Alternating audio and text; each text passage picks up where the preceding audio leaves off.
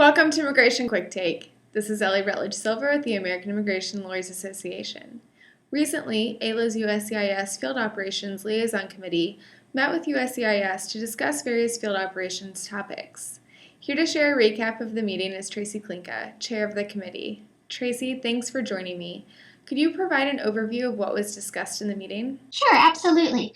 So at the meeting that we had in April with the Field Operations Directorate, we were able to build upon our relationship that's been great throughout the years. And at this meeting in particular, we looked at a lot of EB-5 issues with the Immigrant Investor Program, so that was half of our agenda. But we also looked at the core of our mission as the Field Office Committee, the Field Operations Committee, and that is looking at field offices, what's happening around the country. And we report back what we hear from our membership as, problems happening with adjudications, with things not being consistent around the country, be that emergency advance parole, with maybe cool-and-ton entries not being adjudicated consistently again around the country, because you should have this same experience in Atlanta as you do in Phoenix or Cleveland, for example. But then also what's coming down the pipeline from Field Operations Directorate themselves. So that can be the new RFE templates that are coming out that are going to be more specific regarding grounds of inadmissibility. That we're looking forward to seeing what those look like. And also check-in procedures, allowing the officers to review cases before the interview, hopefully to have a more pleasant and more informed interview process. So we're also looking at that as well.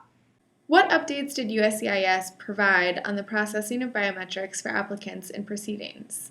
So this is exciting news, and I know it's been a long time coming. It's been a lot of work between the agencies and a lot of work too between the committees in years before us. And in January, an agreement was signed and put into place on March 31st. So we're still waiting to see how this is going to play out in real time. There's still policies to be published and sent to the public, and FAQs to be published as well. But the practice should be that for applicants in proceedings, they no longer have to go and approach the ICE attorney or go to an InfoPass appointment to get an ASC appointment notice on their own if they've already had biometrics taken. What should be happening is that once the fingerprints are already in the system, the ICE attorney should simply be able to refresh the background check if the background has expired, and so that way there's not going to be any additional burden placed on the applicant or their attorney to try and get a new appointment or to go to the ASC to get new fingerprints taken. So this should be a big relief for everybody concerned.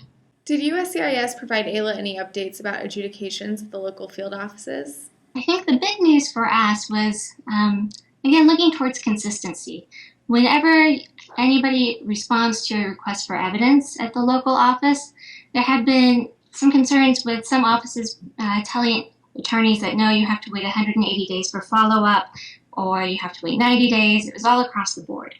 What they told us at this last meeting is that when you respond to an RFE, it should only take 60 days from the deadline of the RFE, not from when you responded, but 60 days from the deadline of the RFE for you to receive some sort of response.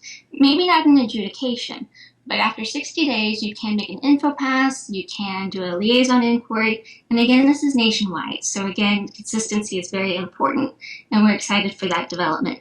They're also looking at I-130s being misrouted. That's an ongoing concern. So if you have a standalone I-130, and you've properly marked it for consular processing and it doesn't get to the NVC, make sure that you follow up with your liaisons with the local field office, and you do not have to pay that I-824 fee. So make sure that you continue to track those cases as well. Thanks, Tracie, for joining me. For the rest of you, please stay tuned for more updates from the American Immigration Lawyers Association.